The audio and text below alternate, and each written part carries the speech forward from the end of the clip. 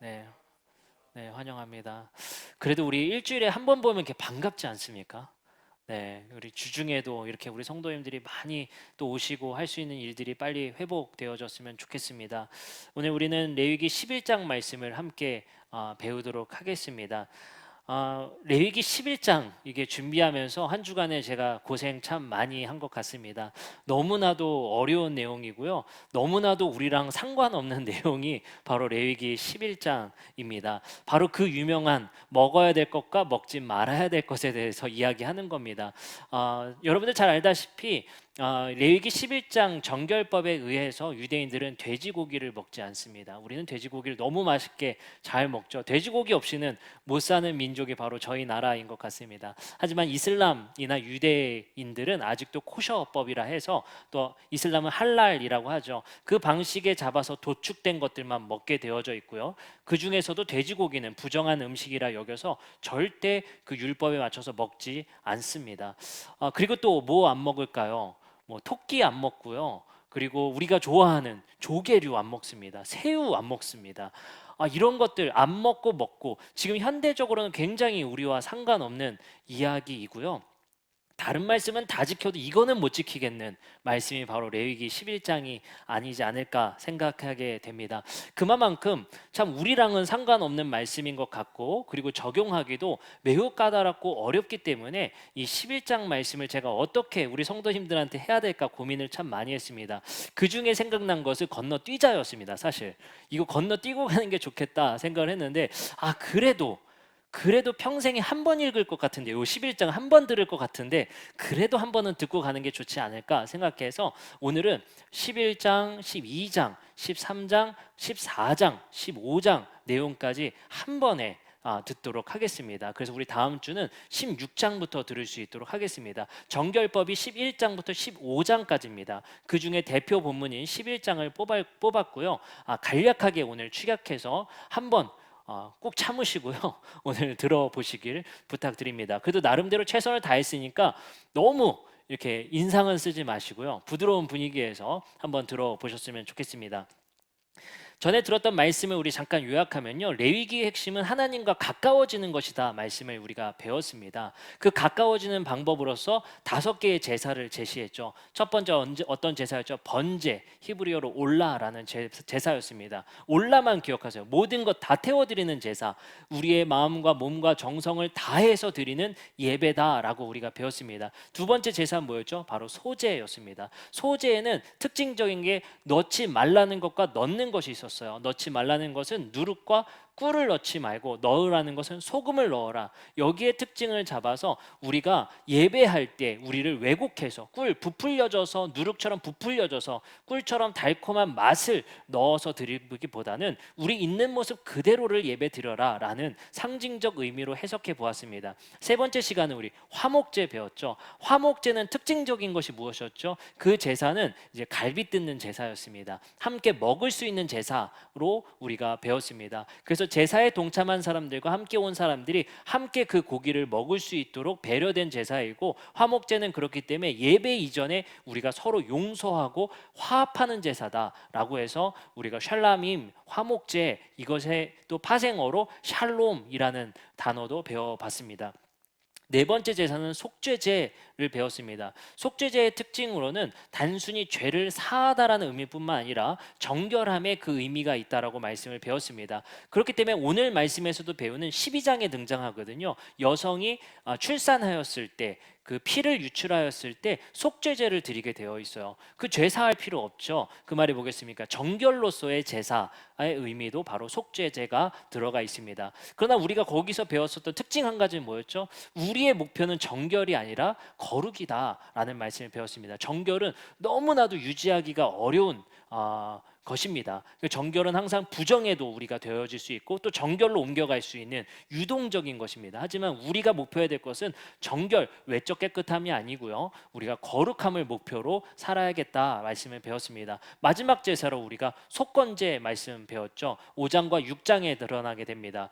속건제의 말씀은 우리가 죄를 져서 회개한다고 끝나는 것 아니다. 자백한다고 끝나는 것이 아니라 그것을 꼭 되돌려 놓을 수 있는 데까지 가야 된다. 그래서 이건 배상제라고 배웠습니다. 그래서 내가 손해를 끼쳤다면 그것을 꼭 배상하고 넘어가라 라는 말씀으로 속건제 배웠습니다. 그 두 가지가 특징이었던 것 같아요. 꼭 자기의 죄를 직면하고 자백하라. 그리고 자백하는 데서 끝나지 말고 그 자백과 함께 내가 지은 죄를 돌려내라 라는 말씀으로 배웠습니다. 그리고 나서요, 드디어 7장과 8장엔 어떤 이야기가 나오냐면요, 이 제사를 집례할 제사장들, 대제사장과 제사장 위임식이 등장합니다. 이것도 우리가 좀 간략하게 설명하고 넘어갔죠. 제사장 의복을 입고요, 그리고 제사장이 되기까지 또 제사를 드리는 내용들이 등장하게 됩니다.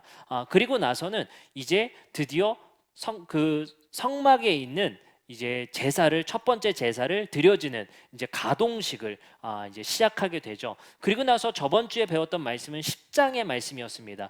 10장은 아론의 두 아들들이, 첫째 아들과 둘째 아들이 다른 불을 들였다가 죽어버립니다. 그러나 우리가 이 제사에 집중하지 말고 마지막 본문에 나왔던 10장 마지막의 본문에 나왔던 이야기를 집중하자 했습니다. 아론의 이제 셋째, 넷째 아들이 고기를, 염소를 드리는데 그 염소를 먹지 않고 다 태워버렸죠. 그것이 또 문제되어서 셋째, 넷째 아들도 죽게 생긴 내용이어서 모세가 지적하게 됩니다. 그때 아론이 이거 우리가 다 먹어봐야 뭐 하겠습니까? 우리를 위해서 주신 건 아는데 지금 먹을 만한 지금 환경 아닙니다 라는 것으로 모세에게 반론을 하게 됩니다. 그것을 좋게 여겼다라고 하는 것은 율법은 문자 그대로 지키는 것이 아니라 우리의 상황과 형편에 따라 지킬 수 있도록 하나님께서 우리에게 배려해 준 것을 우리에게 말씀하셨다. 만약에 10장에 첫째 아들과 둘째 아들이 다른 불을 들여서 죽었다는 내용만 있다면 우리는 너무나도 율법 지킴에 있어서, 하나님의 말씀대로 사는 것에 있어서 살떨리는 이야기일 것 같아요. 하지만 하나님께서는 우리가 그 법을 지키는 데 있어서 그 형편과 상황을 고려해 주신다라는 사실을 알게 되었습니다. 그리고 나서 우리는 이제 11장, 오늘 말씀을 접하게 되는 것입니다. 이 11장 말씀은 아까 처음 서론에서도 말씀드렸던 것처럼 정결한 동물과 부정한 동물에 대해서 이야기하고 있습니다. 이 정결함과 부정함을 먼저 설명드리기 전에 성경의 제2 시스템, 그러니까 성경에서 나오는 이 거룩함에 대한 시스템을 먼저 설명드리도록 하겠습니다. 성경에서는요, 하나님의 영역으로서 두 가지의 체계가 나옵니다. 첫 번째, 거룩함. 따라해 볼까요? 첫 번째, 거룩함. 두 번째, 속됨. 이 속됨은 우리 지금 현대어로 세속이라고 번역해도 좋을 것 같습니다.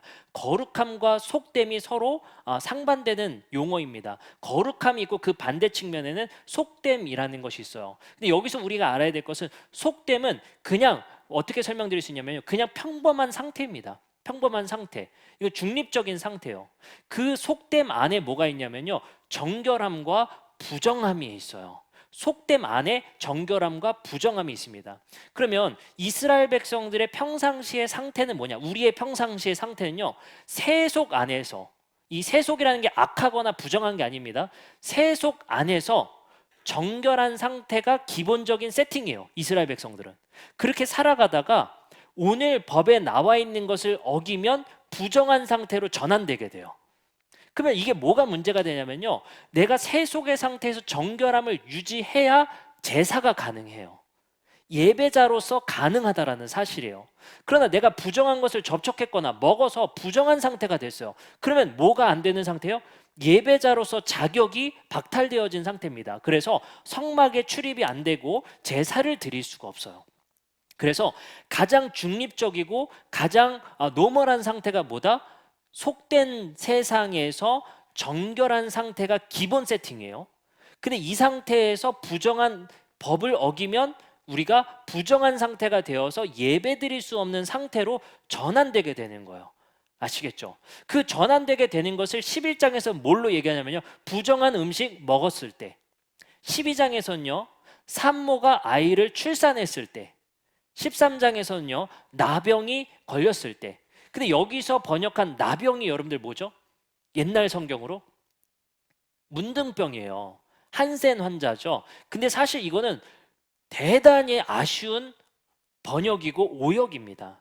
여기서 번역한 나병, 한센병, 우리가 알고 있는 문둥병이라고 번역된 나병은 절대 나병으로 얘기하지 않아요. 뭘로 얘기해야 되냐면요, 사실 피부병입니다. 이 고대에서는 이 나병이라고 번역된 찌라하트라는 히브리어는 다분히 피부병에 쓰이는 용어예요. 근데 이거를 번역할 방법이 없어서 옛날 성경이 문둥병이라고 번역을 했고, 이게 한센병 환자들을 의미하지 않음에도 불구하고 우리는 계속해서 그 이미지로 우리가 사용되고 있다는 것은 여러분들만이라도 고치셨으면 좋겠어요. 그래서 이 찌라하트는 어디에도 생기냐면요, 집 안에도 생깁니다. 집 안에도. 그거 뭘까요? 곰팡이에요.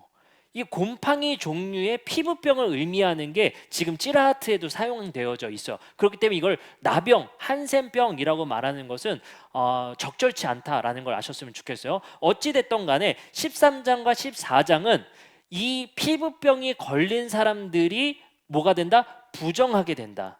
그리고 14장에는요, 이 피부병이 걸린 사람들이 다시 복귀할 수 있는 방법을 알려주는 것이 14장이다. 그 15장은 뭐냐면요, 유출병. 예, 우리 그런 거 배웠었죠. 신약 성경에서 이제 뭐 이제 피가 나는 경우, 그리고 뭔가 몸에서 유출되는 경우, 이런 경우를 말을 합니다. 그래서 이런 경우에 있어서 15장에 또 부정한 사람이 되어지게 됩니다. 이런 사례들이 대부분 정결함을 유지하다가 부정하게 되는 이런 이야기들을 다루고 있다라는 거 아시면 되겠습니다. 어쨌든 굉장히 복잡한 얘기예요. 11, 12, 13, 14, 15장 전부 다 내가 정결한 상태에서 부정하게 되는 원인을 이 5장에 걸쳐서 이야기하고 있다라는 것입니다. 근데 이게 왜 중요하냐, 유대인들에게 있어서는 예배 드리는 상태가 깨어지기 때문에 그래요. 하나님께 나아갈 수 없는 상태로 전환되기 때문에 다시 정결함으로 돌아와야 됩니다. 아시겠죠? 그래서 그 방법을 알려주고 부정하게 되지 않는 방법들을 알려주고 있다라는 것입니다. 그러면 우리가 여기서 중요한 것은 도대체 하나님께서는 11장에서 이 정결한 음식 동물과 부정한 동물을 어떤 기준으로 나누시는 거예요? 예를 들면 소는 정결할까요? 부정할까요? 소 정결해요. 돼지는 정결할까요? 부정할까요? 부정해요. 이게 도대체 어떤 방식으로 나누는지 이게 감이 잡히질 않습니다. 어려워요.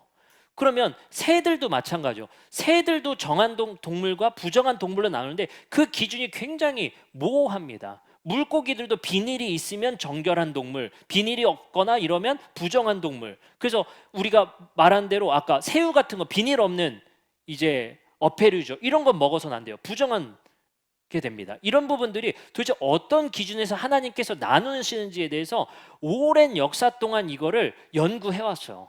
그 연구한 걸 제가 여러분들에게 알려드리겠습니다. 이것이 대부분 5가지 정도로 나뉘는 것 같아요. 5가지 정도. 어떻게 이야기가 되냐면, 첫 번째, 제의적 기준으로 나눈 것이다. 이 제의적 기준이라는 것은요, 예를 들어서 이스라엘 말고 이방 나라들에서 이걸 제사 동물로 쓰고 있는 것을 부정하게 말씀하신 거다. 근데 이건 틀렸어요. 왜냐? 애굽이나 가나안 땅에서도 소를 똑같이 제사로 씁니다. 그럼 소도 부정해야 될 것인데 소는 정결한 동물이라고 한단 말이에요. 이건 기준이 될 수 없어요. 두 번째, 보건 위생학적 기준이었다. 하나님께서 우리가 전염병이 생길 만한 동물들을 금지시키신 거다. 이거는 제7 안식일교에서 주장하는 주장입니다. 그래서 보건위생적이다. 예를 들어서 뭐 돼지는 기생충이 많기 때문에 먹어서는 안 된다 이렇게 말했다는 거예요. 그러나 소는 없나요? 그런 기준도 옳지 않은 것 같습니다. 세 번째 기준은 뭐냐면 동물 생태학적 기준이에요. 그래서 육식동물과 식인조류들이 대부분 부정하다 여기고 있다는 거예요. 이거는 꽤 근거가 있는 내용인 것 같습니다. 왜냐하면 동물 생태학적 기준을 통해서 하나님께서는 먹지 말라고 한 부정한 동물을 먹으면 이 생태학적 연결고리가 끊어지기 때문에 그것을 금지시킨 거다라는 기준이 있어요. 근데 이것도 적절치 못한 것은 그 동물들 중에 또 먹어도 되는 것들이 있기 때문에 또 적절치가 않습니다. 네 번째는 임의적 선택 기준이다. 이게 가장 맞을 것 같아요. 모르겠다는 거예요. 하나님께서 임의적으로 선택한 것이다. 예. 그래서 우리는 알 수가 없다. 마지막 5번째, 창조 질서의 보존과 회복의 기준에 있다. 이것도 꽤 가능성은 있지만 꼭 이것으로 보기에는 또 어려운 동물들이 있다라는 사실입니다. 그렇기 때문에 이만큼 다양한 기준이 있다는 것은 선택해서는 매우 어렵다라는 겁니다. 선택의 기준에 있어서는 많은 사람들이 이렇게 다양한 기준을 가지고 있기 때문에 그러면 우리는 어떻게 하나님께서 이 기준을 세우셨는지 저한테 많이 고민했어요. 어떻게 설명드릴까? 근데 이것은 따로 설명드리기가 어렵다는 것입니다. 하나님만이 아는 기준일 가능성이 높다라는 거예요. 그래서 저한테 많이 질문하는 게 이거예요. 레위기 강의할 때 돼지고기는 왜 먹지 말아야 될까요? 모르겠어요. 이게 답입니다. 모르겠어요. 하나님께서 임의적으로 선택하신 것 같아요. 그래서 우리는 이것을 정확하게 누군가 말한다. 이래서 먹지 말라고 한 거예요. 말한다. 이건 피하시는 게 좋습니다. 왜요? 하나님이 말하고 계시지 않은데 우리가 어떻게 그것을 설명할 수 있겠습니까? 그래서 저는 여러분들께 이렇게 한번 설명드려 보려고 해요. 하나님께서 그 부정한 동물과 정결한 동물을 나눴던 기준을 정확하게 알 수는 없지만 하나님이 굳이 이 정결한 동물과 부정한 동물을 나눈 이유를 생각해 보자는 거예요. 아시겠죠?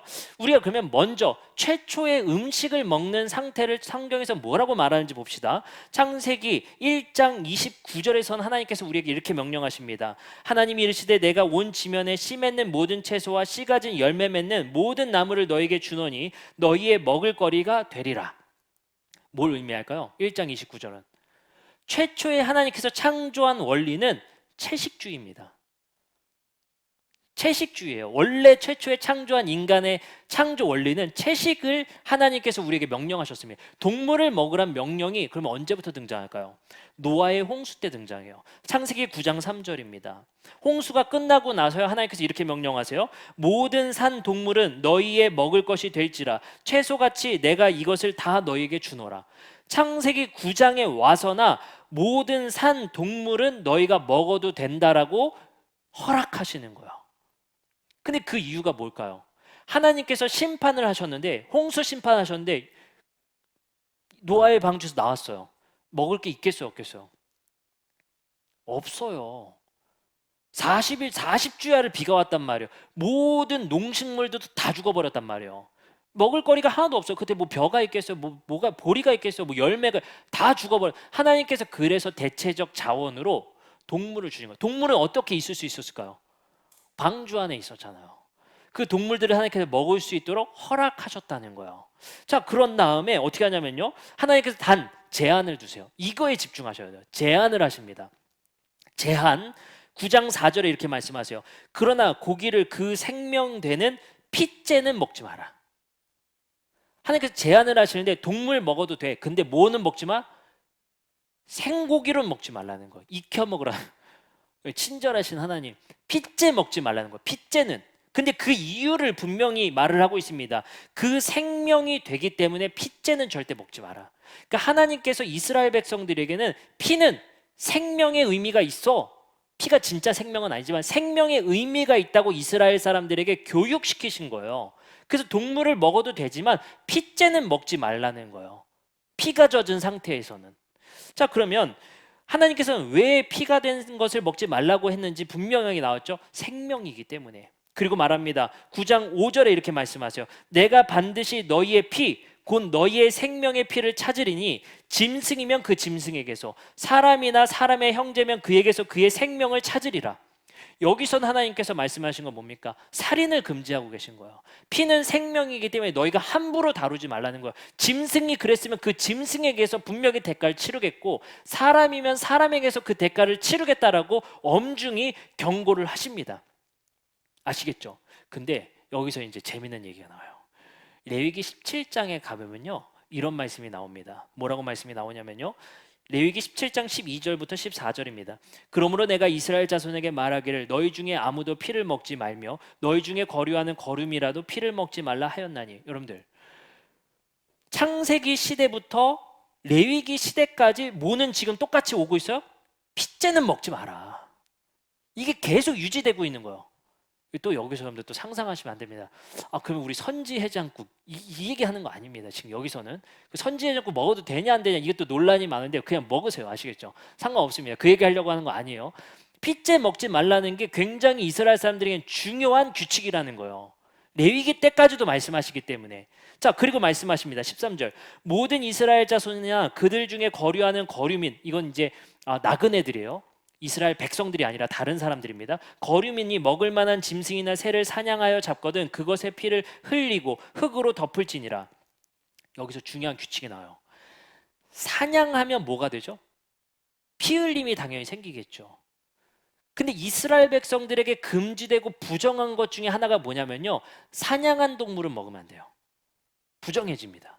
그리고 말을 합니다. 14절, 모든 생물은 그 피가 생명과 일체라. 그러므로 내가 이스라엘 자손에게 이르기를 너희는 어떤 육체의 피든지 먹지 말라 하였나니 모든 육체의 생명은 그것의 피다. 그 피를 먹는 모든 자는 끊어지리라. 하나님은 계속 이스라엘 백성들에게 뭔가 한 가지를 상징적으로 강조하세요. 피는 생명이다. 생명을 소중하게 여기라는 거예요. 그리고 또 한 가지 단서, 사냥한 건 먹지 마, 부정해 라고 말씀하셨어요. 그럼 저는 이거를 통합해서 여러분들에게 설명드리고 싶어요. 정한 동물, 부정한 동물의 기준이 중요한 것이 아니라 하나님은 생명의 소중함에 대해서 말씀하고 계시다. 이게 핵심이라는 거예요. 우리가 거룩하고 부정한 동물의 기준을 정확하게 알 수는 없지만 함부로 해쳐서 그것을 육식을 하거나 하지 말라는 거예요. 이게 굉장히 중요한 주제가 생깁니다. 왜요? 그것을 피는 곧 생명이기 때문에 동물의 피도 마찬가지고 사람의 피도 마찬가지고 그것은 생명의 의미가 있기 때문에 너희는 뭐하라? 소중히 다루라는 거예요. 하나님께서 혹시라도 우리가 육식을 허용했을 때 육식을 함부로 이제 남획하고 먹어도 되겠구나라는 생각을 갖는다면 그건 큰 오산. 그 안에 생명이 담겨져 있기 때문에 그것을 먹을 때마다, 잡을 때마다 소중한 방법으로, 그리고 먹을 때 이건 먹어도 되고 먹지 않아도 된다는 것을 자각한다는 것은 무엇입니까? 조심하라는 거예요. 육식 먹을 때 분별하고 조심하라는 거예요. 어패를 먹을 때 분별하고 이것을 너희가 어렵게 까다롭게 먹게 만드신 거예요. 동물 자체를 먹을 때 이걸 우리에게 적용한다면 무엇입니까? 생태학적으로도 접근할 수 있을 것 같아요. 지금 우리가 생태학적으로 먹는 육식에 대해서 우리가 고민해야 될 것은 함부로 남획하고 함부로 한다는 사실이에요. 그런 부분은 우리 그리스도인들도 한 번 더 고민해야 될 필요성이 있다. 왜요?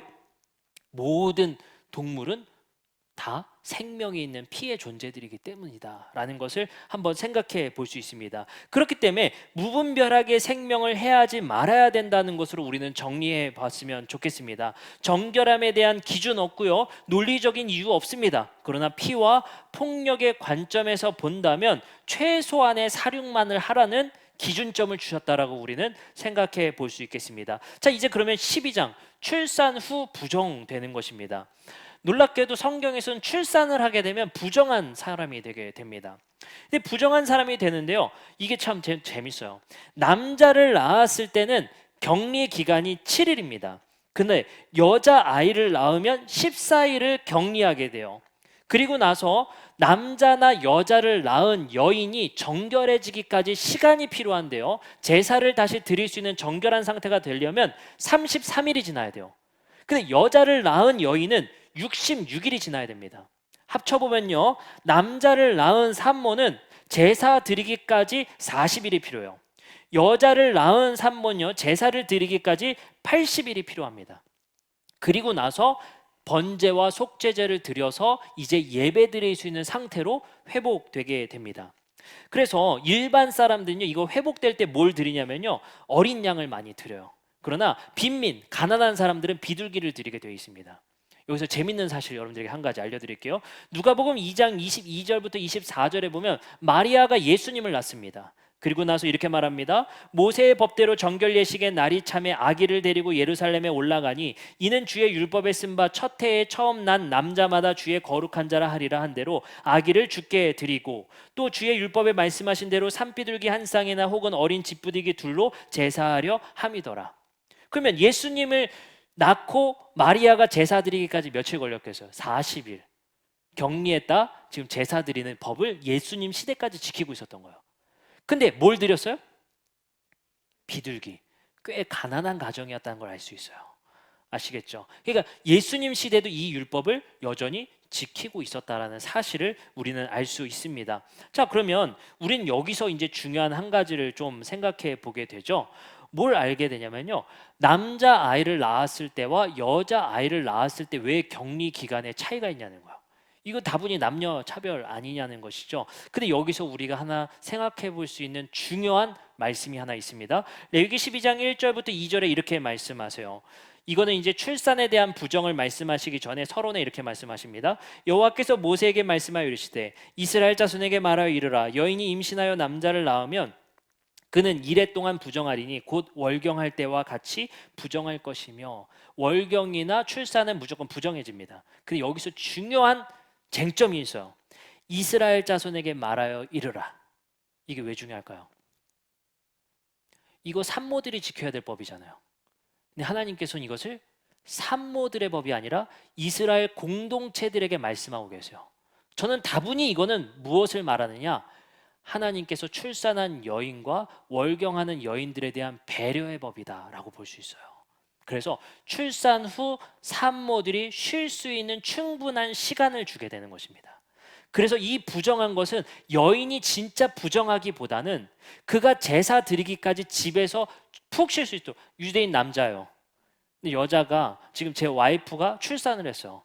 그럼 며칠 동안 부정해요? 남자아이를 낳았으면 40일, 여자아이를 낳았으면 80일이에요. 제가 여보 설거지 좀 해. 못해요.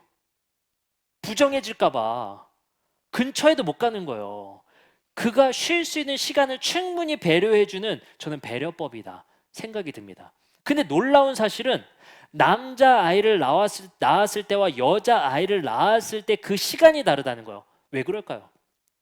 여러분들, 당시의 아이 이꼬르 노동 인력이에요. 그러면 여인 입장에서, 그 가족 입장에서 남자 아이 낳았을 때 더 축하해 줄까요? 여자 아이 낳았을 때 더 축하해 줄까요? 남자 낳으면 노동 대가가 2배를 쳐주거든요. 구약의 율법에. 그러면 여자 아이를 낳았을 때 어때요? 아 그래 잘 낳아서 근데 좀 아쉽다. 이게 고대 시대의 관습이었단 말이죠. 우리나라 옛날 시대도 그랬겠죠. 그에 따라서 저는 이 배려법은 여자 아이를 낳았을 때 그 마음까지도 쉴 수 있는 시간을 충분히 부여하셨다라고 우리가 생각해 볼 수 있습니다. 80일을 더 쉬라는 건 아무리 생각해 봐도 그 이유가 없어요. 근데 하나님께서는 여자 아이를 낳았을 때 그 마음까지도 헤아릴 수 있는 시간으로서 80일을 주셨다라고 생각해 볼 수 있습니다. 자, 그리고 나서 이제 13장과 14장 나병 환자의 이야기, 아까 말씀드린 피부병 환자에 대한 이야기입니다. 여기서 한 가지만 살펴볼 거예요. 피부병 걸리면 무조건 격리입니다. 부정해줘요. 부정하다고 해야 격리시킨단 말이에요, 법으로. 근데 왜 그럴까요? 전염되기 때문에 그래요. 이거 보건학적 의미입니다. 전염되기 때문에 부정하게 해서 진 밖으로 나가게 합니다. 그리고 회복되는 것은 제사장들이 판별해서 회복돼서 돌아올 수 있도록 그 정결에 대한 허락을 14장에 하는 방법들을 알려주게 됩니다. 근데 여기서 재미난 게 있어요. 레위기 13장 40절에서 43절의 이야기를 보면 우리가 흥미롭게 읽을 수 있는 얘기가 있어요. 40절에 이렇게 말합니다. 누구든지 머리카락이 다 빠지면 그는 대머리가 된다. 그러나 그는 정하다. 고대 시대의 대머리는 정결이냐 부정결이냐도 말하고 있어요. 정결이다 부정결이다? 정결이, 천만다행인 얘기예요. 이게 왜 그러냐면 그것도 피부병의 일환이다라고 생각하는 것이 아니라 그것은 피부병이 아니다라고 이미 못을 받고 있어요. 아시겠죠? 그만큼 디테일하게 말을 하고 있는 거예요. 그래서 피부병인 경우는 왜 부정하다고 한다? 이건 전염의 위험 때문에 부정하다라고 하나님께서는 그것을 격리시키는 의미가 있습니다. 그러면 오늘 말씀을 이제 정리하도록 하겠습니다. 종합해 보면 우리가 동물에 대해서 부정함과 정함을 나누는 이유는 우리가 생명에 대해서 소중함을 일깨울 수 있도록 그것을 꽤 불편한 방식으로 먹게 하셨다라는 상징적 의미를 생각해 볼 수 있습니다. 두 번째, 산모의 부정함은 산모에 대한 배려법이라고 생각해 볼 수 있습니다. 세 번째는 피부병 전염을 방지하는 것의 의미로 우리가 피부병, 부정함 이야기해 볼 수 있습니다. 자, 그러면 이거를 정리해 보면 우리는 이 모든 법들을 정리해 보면 정결법과 부정에 대한 법은 다분히 공동체적인 법이다 라고 생각해 볼 수 있어요. 이 정결법을 지키는 것은 나를 지키는 의미도 있지만 공동체를 지키는 법이다라는 사실을 알 수 있어요. 산모를 배려함으로, 피부병 환자를 배려함으로, 보건을 지킴을 통해서, 또 정결한 것과 부정한 걸 나누는 동물을 먹음을 통해서 그 동물을 함부로 남획하지 않고 생태를 지키는 관점에서도 그것을 우리에게 말씀하고 계시다라는 것입니다. 그리고 나서 이것을 우리는 이제 신약 성경에서 말씀으로 돌아와 이야기해 볼 수 있으면 좋겠습니다. 갈라디아서 2장 11절부터 13절의 말씀에 보면 이제 예수님이 죽으시고 부활한 이후에 이제 바울의 시대에 이런 얘기가 있습니다. 게바, 베드로가 안디옥에 이르렀을 때에 책망받은 일이 있기로 내가 그를 대면하여 책망하게 됩니다. 야고보에게서 온 어떤 이들이 이르기 전에 게바, 베드로가 이방인과 함께 먹다가 그들이 오매 그가 할례자들을 두려워하여 떠나 물러가게 됩니다. 남은 유대인들도 그와 같이 외식함으로 바나바도 그들의 외식에 유혹되었다라고 말을 하고 있어요. 여기서 무엇을 얘기하냐면 베드로가 어느 날 밥을 먹고 있었는데 이방인들과 같이 먹었다는 거예요. 그 말은 뭐겠습니까? 정결법 안 지키고 돼지고기 먹고 있었을 가능성이 높은 거예요. 이방인들이 먹고 있었던 음식을 먹었을 가능성이 높은 거예요. 근데 놀랍게도 유대인들이 그 자리에 방문하자 베드로가 겁이 나가지고 도망갔어요. 너 부정하다라고 정죄당할까 봐 도망갔단 말이에요. 여기서 우리는 핵심적인 말씀을 생각해 봐야 돼요. 하나님께서 정결법을 주신 것은 공동체를 세우고 공동체를 지키는 법으로 주셨는데 놀랍게도 신약 성경의 유대인들은 이 음식법, 정결법 때문에 공동체를 와해시키고 깨트리고 있다는 사실을 생각해 보게 됩니다. 그러면 우리는 이 법을 어떻게 지켜야 되냐를 한번 생각해 본다면 우리가 정결법을 그대로 지킬 필요는 없습니다. 하지만 우리가 정결함을 지킨다는 것은 곧 나를 지키고 이웃을 지키는 그 배려의 법을 우리 스스로 설정할 필요가 있다는 거예요. 정결한 것은 다분히 내 외적인 것을 깨끗하게 한다는 게 아니에요. 예배자로서의 자세를 준비시키는 거예요. 그 준비된 자세는 뭡니까? 공동체에 대한 배려할 수 있는 자세가 준비되어야 됩니다. 이웃에게 상처 주지 않는 입술에 정결한 입술로 만드는 상태로 준비되어야 됩니다. 놀랍게도 성경에서 예언서에서는 입술도 부정해진다고 그래요. 그 말은 뭡니까? 우리가 예배드릴 수 있는 상태가 준비된다는 것은 곧 정결한 상태이고 정결한 상태를 만든다는 것은 배려할 수 있는 상태가 준비되었다는 사실을 말을 하고 있는 거예요. 우리 교회에 산모가 있다면 그를 챙기지 않는 모습으로 배려하지 않는 모습으로 우리끼리 예배드린다? 우린 준비되지 않은 예배자예요. 이곳에서 누군가가 소외되고 아픈 이가 있다. 그를 우리는 신경 쓰지 않고 배려하지 않고 우리끼리 예배드리면 된다? 우리는 예배자로서 자세가 준비되지 않은 것입니다. 이 사실을 오늘 말씀에서 우리에게 집중시키고 있다는 사실입니다. 환경에 관심 없고 그것의 피해에 대한 소중함을 모르는 상태에서 우리는 나는 예배드릴 준비됐어, 시간 정했어, 장소 정했어가 되는 것이 아니라 그거에 대한 우리가 철저한 소중함을 느끼지 못한 상태라면 우리는 예배자로서 준비가 되어 있지 않다라고 성경에서 말을 하고 있는 거예요. 야고보서 1장 27절엔 이거를 정확하게 이렇게 말합니다. 하나님 아버지 앞에서 정결하고 더러움이 없는 경건은 곧 고아와 과부를 그 환난 중에서 돌보는 것이고 또 자기를 지켜 새 속에 물들지 아니하는 그것이라. 여기서 정결함을 신약 성경에서 이렇게 정의 내리고 있습니다. 나를 지키고 이웃을 지키는 것이 바로 정결함이다라고 말을 하고 있어요. 따라서 우리는 예배하기에 합당하다는 것은 이웃에 대한 배려하기에 충분한 준비가 되어 있는가 우리에게 묻고 계시는 것입니다. 나를 지키는 것도 중요할 것 같습니다. 세상에서 우리가 세속의 상태는 중립적인 상태지만 세속의 상태에서 거룩의 상태를 우리는 지키고 보존할 수 있는가 우리는 고민해 봐야 될 것 같습니다. 따라서 우리는 어떤 배려가 우리에게 필요하는가 그 배려를 익히고 공부하는 것이 곧 정결법을 익히는 것이다. 오늘 정의 내리셨으면 좋겠어요. 배려하는 교회 되었으면 좋겠습니다. 서로 배려하는 마음 있는 교회 되었으면 좋겠어요. 근데요, 배려는 그냥 되지 않는 것 같아요. 공부해야 돼요. 배려는 공부해야 되는 것 같습니다. 배려는 또 우리는 연습해야 되는 것 같습니다. 그 두 가지가 맞아 떨어졌을 때 배려할 수 있는 것 같아요. 많은 사람들이 실수했다고 하죠. 요즘에 이런 이야기들이 인터넷에 많이 나와요. 이제 임신을 하면 요즘에 임산부석이 따로 있죠. 네. 임산부석이 따로 있습니다. 그 임산부 이제 명찰 같은 게 꼭 가방에 걸려 있게 돼요. 이거 우리가 자각하지 않고 관심 없고 공부하지 않으면 배려할 수 없어요. 몰라서 난 못했다. 이건 답이 아닙니다. 성경에서 그걸 답이라고 말하지 않아요. 그렇기 때문에 우리 배려하는 것은 공부하고 익혀야 되고 우리의 몸에 습관화되어야 됩니다. 우리 모르고 못했다. 여러분들 성경에서는 부지 중에 지은 죄도 잘못이라고 얘기를 합니다. 배려하지 않는 그것 모름으로 그냥 우리가 합리화시킬 수 없음을 또 얘기하고 있습니다.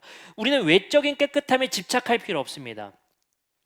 교회에 올 때 어떤 옷을 입느냐 복장을 어떻게 하느냐, 그것이 우리의 마음가짐으로 여러분들이 상징적인 의미로 쓰고 있다면 충분히 존중합니다. 하지만 그것이 본질이 아님을 우리는 알아야 됩니다. 외적인 깨끗함이 아니라 우리는 오히려 진정한 거룩함을 가기 위해 우리는 배려할 수 있는 정결함이 우리 안에 있어야 함을 우리는 다시 한번 자각했으면 좋겠습니다. 공동체를 지키고 보호하는 규정이 바로 정결법이지 정죄하기 위한 수단이 아님을 우리는 기억했으면 좋겠습니다. 따라서 우리 교회는 말하는 것, 그리고 상대방을 대하는 것, 그리고 우리 교회에 사람을 초청하는 것, 이웃에 우리가 어떻게 대하는 것, 이러한 배려가 습관되었으면 좋겠습니다. 이번에 한국 갤럽에서 통계 조사가 나왔죠. 어떤 통계가 나왔냐면요, 20대, 지금 막 대학생 올라간 20대의 종교 실태를 조사했습니다. 근데 놀랍게도 20대 중에 22%만이 신을 믿는 이제 종교인으로서 이야기를 합니다. 종교가 있는 사람으로서 22%. 예전에 몇 프로였을까요? 거의 50%대였습니다. 이것이 급감하고 있다라는 사실입니다. 젊은이들로서. 근데 젊은이들이 왜 교회에 대해서 이렇게, 그리고 종교에 대해서 무관심해졌느냐? 실제로도요, 내가 종교를 갖지 않는 이유 1위가 뭐였느냐? 무관심이었어요. 저는 어떤 교회에 잘못된 일들도 굉장히 많았고 이런저런 사고가 많아서 젊은이들이 교회를 싫어하나 보다 생각했는데 그게 아니에요. 그냥 이제는 관심 없음이에요. 종교 따위엔 관심 없어. 이게 1위로 나타났습니다. 그래서 저는 생각해 봤어요. 왜 젊은이들이 교회에 이렇게, 종교에 이렇게까지 관심이 없을까? 내세에 관심이 없어져 있어일까? 죽음 이후의 삶에 대해서 관심이 없어져 있어일까? 왜 이들은 이렇게 종교에 대해서 무관심할까? 생각해 봤어요. 그럼 그들이 반대로 관심 있는 건 무엇일까? 라는 것을 우리는 질문해 봐야 돼요. 젊은이들이 관심을 갖는 건 뭘까요? 요즘 용어로 이런 표현을 해요. 힙하다, 멋있다, 이런 표현을 씁니다. 그게 뭘까요? 자기들의 기준 속에서 멋있어야 돼요. 여러분들, 우리 20대 청년들이 생각하기에 우리 교회는 정말 멋있냐는 거예요. 그들 그리 생각하기에 힙하냐는 겁니다. 그것이 우리의 외적인 모습으로 힙한다는 게 아니에요. 그들이 힙하다라고 하고 그들에게 말할 수 있는 멋있다라는 표현은 그것이 내 모습이 자연스러울 때예요. 제가요, 우리 목사님 힙해졌어요, 이런 표현을 들으려면요, 제가 내일 구찌 입고 온다고, 프라다 입고 온다고 힙한 게 아닙니다. 안 어울리거든요. 그게 나에게 자연스럽게 옷이 들어맞을 때 멋있는 거거든요. 우리 한국 교회가 왜 이렇게 멋이 없어졌을까요? 그들에게 멋없게 느껴지기 때문에 이 교회가 무관심이라는 것이 1위가 되었어요. 왜 이렇게 멋이 없을까요? 어쩌면 우리의 종교의 모습이 자연스럽지 않기 때문에 그래요. 너무 부자연스러운 행태를 우리가 너무 많이 하는 것 아닌가 생각이 듭니다. 자연스러운 신앙생활이라는 게 뭘까요? 삶에서 느껴지는 여유와 그리고 배려와 우리의 지금의 시대에 맞는 삶을 우리도 살아가야 된다는 거예요. 동떨어진 삶을 추구하라는 것이 정결이 아닙니다. 완전 분리주의자가 되라는 것이 정결이 아닙니다. 그리고 나서 우리만의 모습을 보고 우리끼리 좋아하라는 게 정결이 아닙니다. 그들과 충분히 어우러짐 속에서 정결함과 배려와 이웃에 대한 사랑이 있어야 진짜 멋있는 종교가 되는 것입니다. 그게 가능할 수 있는 종교가 또 기독교라는 사실, 우리가 이것을 마지막으로 기억해 보셨으면 좋겠습니다. 오늘 말씀을 마치면서 정말 어려운 시간이었던 것 같습니다. 11장부터 15장에 이어지는 정말 기준을 세울 수 없는 이 정결법, 그러나 이것을 주신 이유는 우리에게 이웃에 대한 배려, 나를 지키고 이웃을 지키는 법으로서 우리 스스로 많은 법들을 만들어갈 수 있는 교회 되었으면 좋겠습니다. 기도하고 마치도록 하겠습니다. 사랑과 은혜 많으신 하나님 감사합니다. 오늘 우리에게 주신 이 복잡한 명령들이 도대체 우리에게 무슨 의미가 있을까 참 고민하게 됩니다. 하나님께서 동물의 부정함과 정함을 나누심을 통해 동물의 사육에 좀 더 신중해야 됨을 우리에게 말씀하시고, 산모가 부정해짐을 통해 그의 마음까지 살피시는 하나님임을 우리가 알 수 있으며, 피부병의 부정함을 통해 우리가 보건적으로 위생적으로 잘 지키고 모범적 방역을 하는 것이 또한 교회가 해야 될 임을 오늘 우리에게 말씀하셨습니다. 이 모든 것을 종합하여서 정결함이란, 경건이란 나를 지키고 이웃을 지키는 법임을 우리가 알게 되었습니다. 주님, 우리가 신앙 지킨다고 해서 이웃에게 피해 주지 않게 해 주시고, 나 신앙 지키겠다고 배려 없는 기독교인 되지 않을 수 있도록 주님 도와주시옵소서. 예수 그리스도의 이름으로 기도드립니다. 아멘.